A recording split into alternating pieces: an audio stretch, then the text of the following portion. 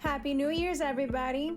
Welcome to S. Marie TV. I am your host, Stephanie Marie, and I wanted to share some audiobooks that have helped me view life in a lighter note, and I hope you find them very useful. Today, I am reading a chapter from the book written by Ralph Waldo Trine.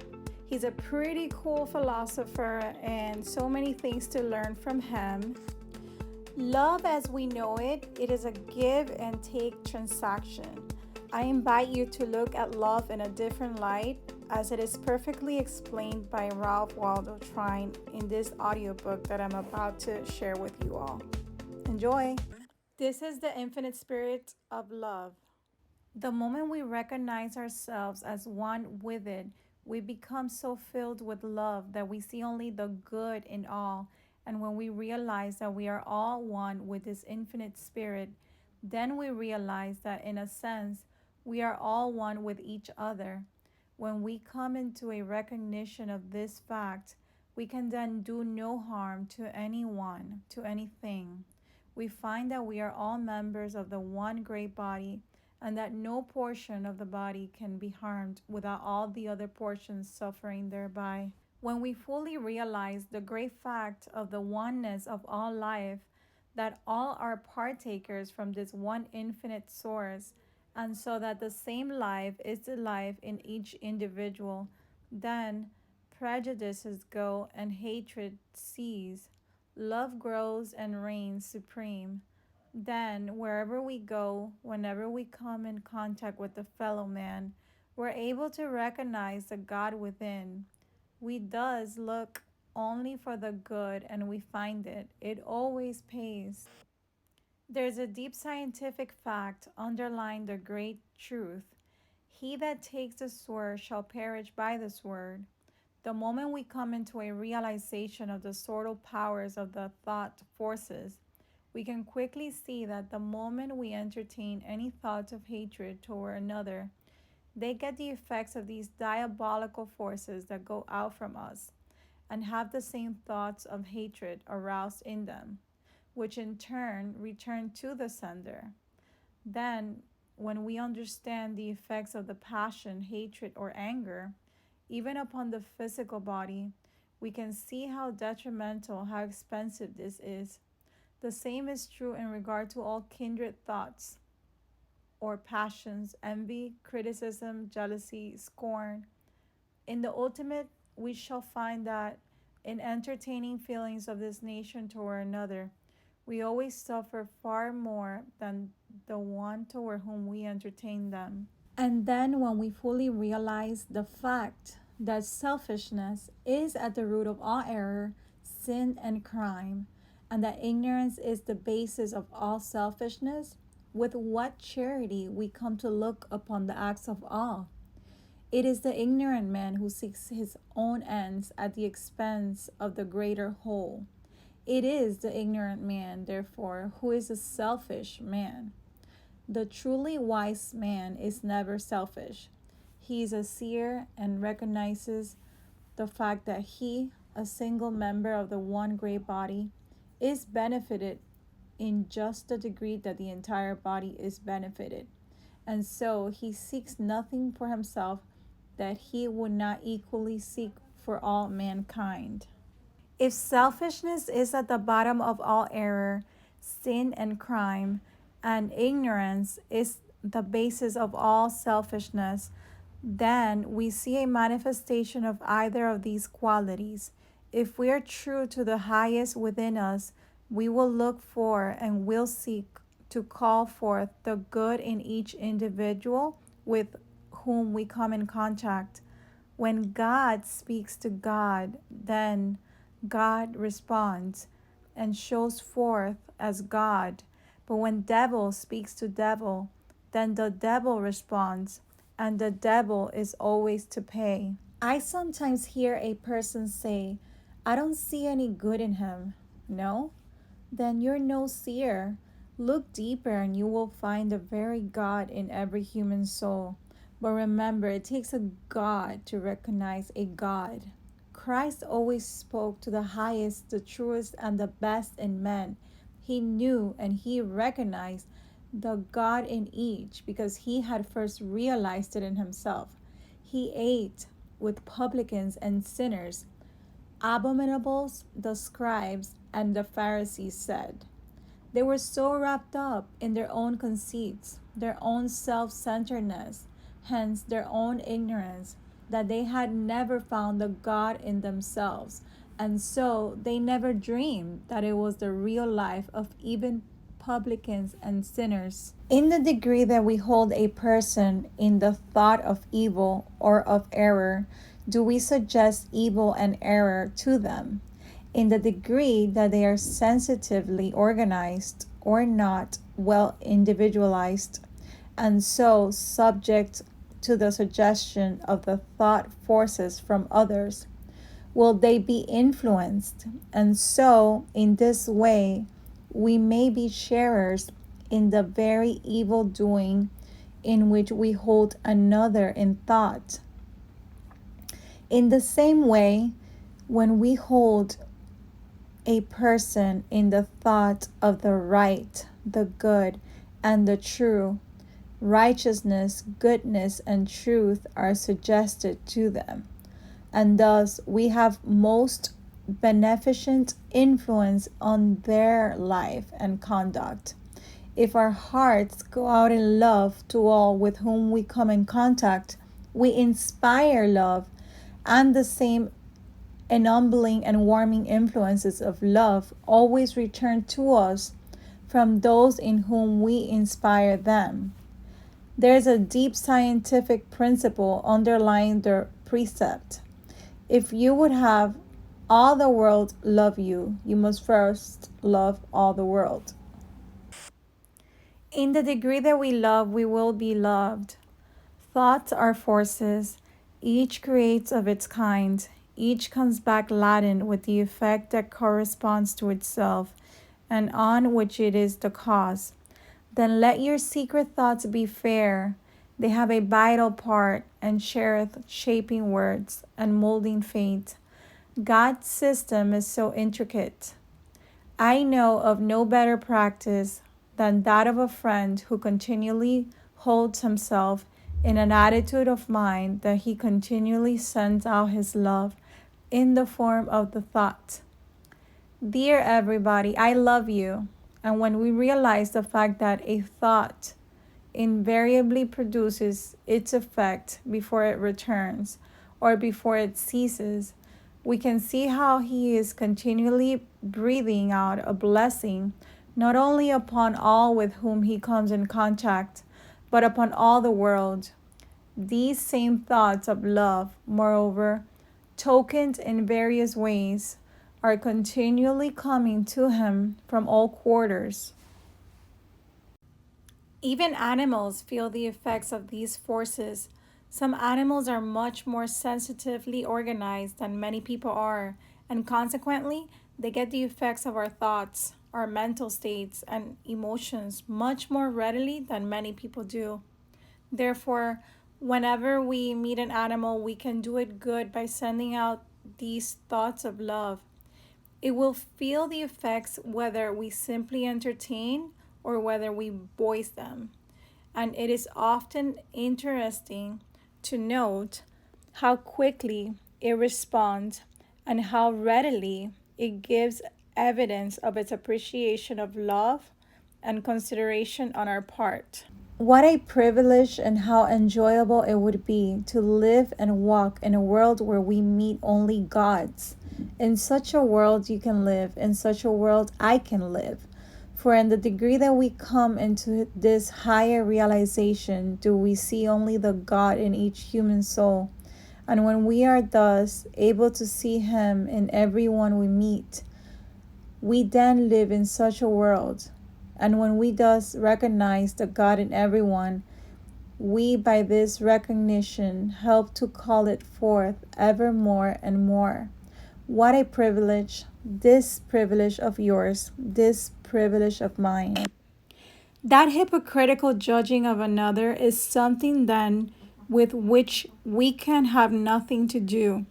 For we have the power of looking beyond the evolving, changing, error making self, and seeing the real, the changeless, the eternal self, which by and by will show forth in the full beauty of holiness. We are then large enough also to realize the fact that when we condemn another, by that very act, we condemn ourselves. This realization so fills us with love that we continually overflow it, and all with whom we come in contact feels its warming and life-giving power. These, in turn, send back the same feelings of love to us, and so we continually attract love from all quarters. Tell me how much one loves, and I will tell you how much they have seen of God. Tell me how much they love, and I will tell you how much they live with God. Tell me how much they love, and I will tell you how far into the kingdom of heaven, the kingdom of harmony, they have entered. For love is the fulfilling of the law. And in a sense, love is everything. It is the key to life, and its influences are those that move the world. Live only in the thought of love for all, and you will draw love to you from all. Live in the thought of malice or hatred, and malice and hatred will come back to you. For evil poisons, malice shafts like boomerangs return, inflicting wounds that will not heal, while rage and anger burn. Every thought you entertain is a force that goes out, and every thought comes back laden with its kind.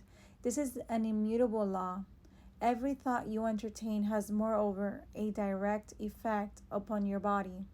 Love and its kindred emotions are the normal and the natural, those in accordance with the eternal order of the universe, for God is love.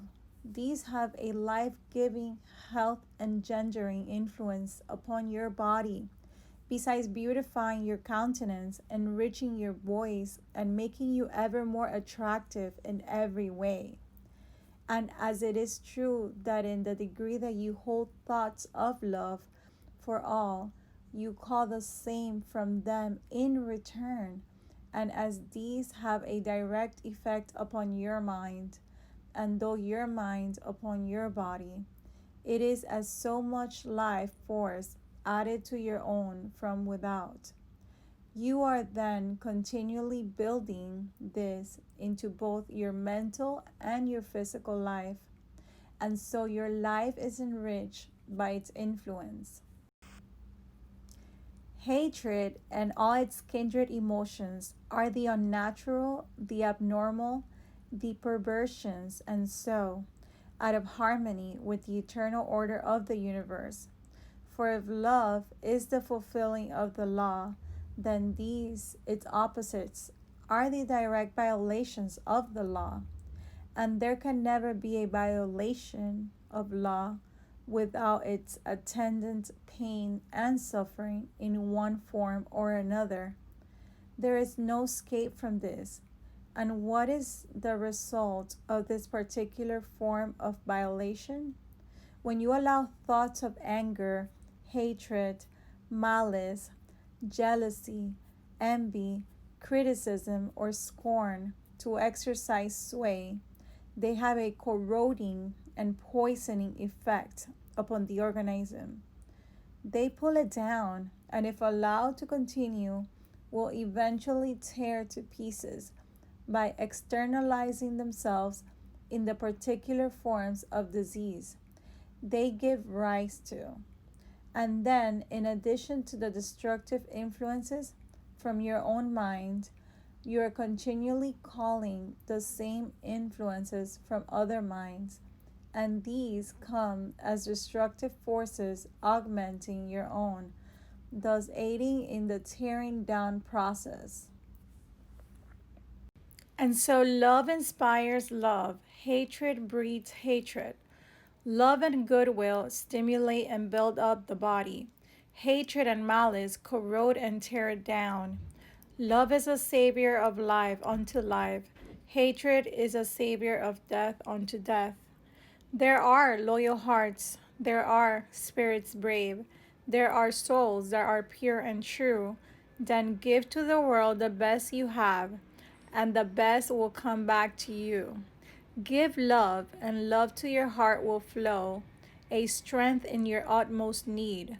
Have faith, and a score of hearts will show their faith in your word and deed. I hear it said, how in regard to one who bears me hatred, towards whom I have entertained no such thoughts and feelings, and so have not been the cause of them becoming my enemy. This may be true, but the chances are that you will have but few enemies if there is nothing of an antagonistic nature in your own mind and heart. Be sure there is nothing of this nature. But if hatred should come from another with apparent cause on your part, then meet it from first to last with thoughts of love and goodwill. In this way, you can, so to speak, so neutralize its effect that it cannot reach you and so cannot harm you. Love is positive and stronger than hatred. Hatred can always be conquered by love. On the other hand, if you meet hatred with hatred, you simply intensify it. You add fuel to the flame already kindled, upon which it will feed and grow. And so you increase and intensify the evil conditions. Nothing is to be gained by it, everything is to be lost. By sending love for hatred, you will be able to to neutralize it, that it will not only have no effect upon you, but will not be able even to reach you. But more than this, you will, by this course, sooner or later, be able to literally to transmute the enemy into the friend. Meet hatred with hatred, and you degrade yourself. Meet hatred with love, and you elevate not only yourself, but also the one who bears you hatred. The Persian sage has said, always meet petulance with gentleness, and perverseness with kindness. A gentle hand can lead even an elephant by a hair. Reply to thine enemy with gentleness. Opposition to peace is sin. The Buddhist says, if a man foolishly does me wrong, I will return him the protection of my ungrudging love. The more evil comes from him, the more good shall go from me. The wise man avenges injuries by benefits, says the Chinese. Return good for evil, overcome anger by love. Hatred never ceases by hatred, but by love, says the Hindu. The truly wise man will recognize no one as an enemy.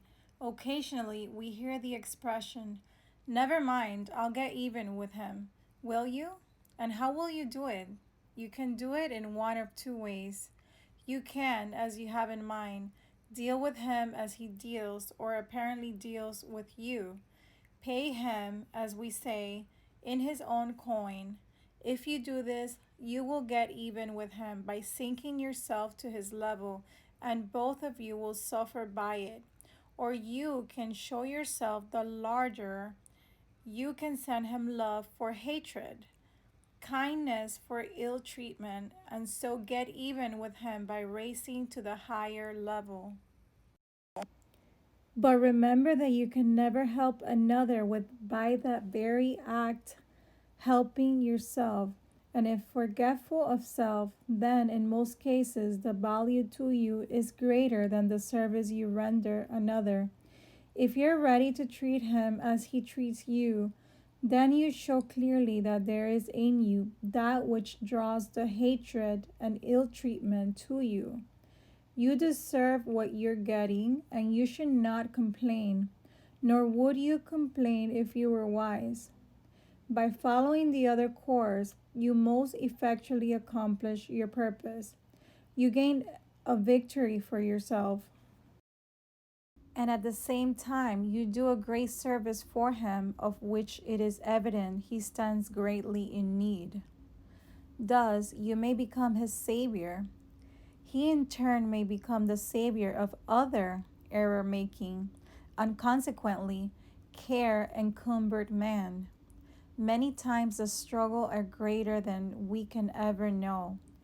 We need more gentleness and sympathy and compassion in our common human life. Then we will neither blame nor condemn. Instead of blaming or condemning, we will sympathize, and all the more we will comfort one another. For the way is often dreary, and the feet are often weary, and the heart is very sad. There is a heavy burden bearing, when it seems that none are caring, and we half forget that ever we were glad. Comfort one another with the hand clasp close and tender, with the sweetness love can render, and the looks of friendly eyes. Do not wait with grace unspoken, while life's daily bread is broken. Gentle speech is often like manna from the skies. When we come fully to realize the great fact that all evil and error and sin, with all their consequent sufferings, come through ignorance, then wherever we see a manifestation of these in whatever form, if our hearts are right, we will have compassion, sympathy, and compassion for the one in whom we see them. Compassion will then change itself into love, and love will manifest itself in kindly service. Such is the divine method. And so, instead of aiding in trampling and keeping a weaker one down, we will hold them up until they can stand alone and become the masters. But all life growth is from within out, and one becomes a true master in the degree that the knowledge of the divinity of their own nature dawns upon the inner consciousness, and so brings them into a knowledge of the higher laws. And in no way can we so effectually hasten this dawning in the inner consciousness of another as by showing forth the divinity within ourselves simply by the way we live. By example and not by precept, by living, not by preaching, by doing, not by professing, by living the life, not by dogmatizing as to how it should be lived. There is no contagion equal to the contagion of life. Whatever we sow, that shall we also reap, and each thing sown produces of its kind. We can kill not only by doing another bodily injury directly, but we can and we do kill by every antagonistic thought. Not only do we thus kill, but while we kill, we commit suicide. Many a man has been made sick by having the ill thoughts of a number of people centered upon him. Some have been actually killed. Put hatred into the world, and we make it a literal hell. Put love into the world, and heaven with all its beauties and glories become a reality. Not to love is not to live, or it is to live a living death. The life that goes out in love to all is the life that is full and rich and continually expanding in beauty and in power. Such is the life that becomes ever more inclusive and hence larger in its scope and influence. The larger the man, the more inclusive they are in their love and their friendship. The smaller the man, the more dwarfed and dwindling their natures, the more they pride themselves upon their exclusiveness. Anyone, a fool or an idiot, can be exclusive. It comes easy. It takes and it signifies a large nature to be universal, to be inclusive. Only the man of a small, personal, self centered, self seeking nature is exclusive. The man of a large, royal, unself centered nature never is. The small nature is the one that continually strives for effect. The larger nature never does. The one goes here and there in order to gain recognition, in order to attach themselves to the world. The other stays at home and draws the world to them. The one loves merely for themselves, the other loves all the world. But in their larger love for all the world, they find themselves included. Verily, then, the more one loves, the nearer one approaches to God. For God is a spirit of infinite love. And when we come into the realization of our oneness with this infinite spirit, then divine love so fills us that, enriching and enrapturing our own lives, from them it flows out to enrich the life of all the world. In coming into the realization of our oneness with the infinite life, we are brought at once into right relations with our fellow man. We are brought into a harmony with the great law that we find our own lives in losing them in the service of others. We are brought to a knowledge of the fact that all life is one and that we are all parts of the one great whole. We then realize that we cannot serve another without the same time serving ourselves. We realize that the man who lives to themselves alone lives a little, dwarfed, and stunted life because they have no part in this larger life of humanity. But the one who is in service loses their own life in this larger life, has their own life increased and enriched 1,000 or 1,000,000-fold, and every joy, every happiness, everything of value coming to each member of this greater whole comes in such to them, for they have a part in the life of each and all. And here, let a word be said in regard to true service. Peter and John were one day going up to the temple, and as they were entering the gate, they were met by a poor cripple who asked them for alms. Instead of giving him something to supply the day's needs and then leaving him in the same dependent condition for the morrow, Peter did him a real service, and a real service for all mankind by saying, "Silver and gold have I none, but such as I have I give unto thee." And then he made him whole. He thus brought him into the condition where he could help himself. In other words, the greatest service we can do for another is to help them to help themselves. To help them directly might be weakening, though not necessarily. It depends entirely upon the circumstances. But to help one to help themselves is never weakening, but always encouraging and strengthening, because it leads them to a larger and stronger life. There is no better way to help one to help themselves than to bring them to a knowledge of themselves. There is no better way to bring one to a knowledge of themselves than to lead them to a knowledge of the powers that are lying dormant within their own soul.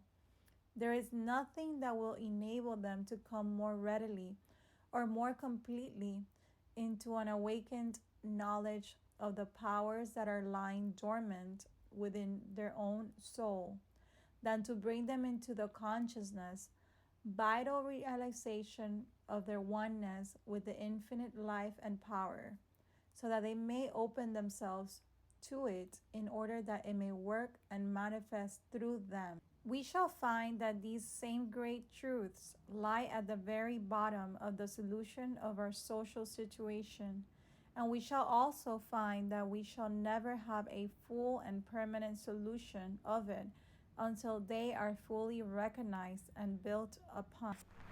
There you have it. That was it for today's video, The Secret Power of Love by Ralph Waldo Trine. I really hope you liked it, that it was useful for you, that you share it with your loved ones, that you subscribe to my YouTube channel, that you hit the like button. Let me know your thoughts in the comment section below, that you subscribe if you haven't already, and activate the bell that will let you know every time I post a new video. Let's be friends on Instagram at smarie.tv. Sending you all a big hug, and know that my wishes for you are from the bottom of my heart, that you find happiness and that you're able to lift the veil that has been placed on us for decades, and that you live in peace. See you soon, and sending you all a big hug.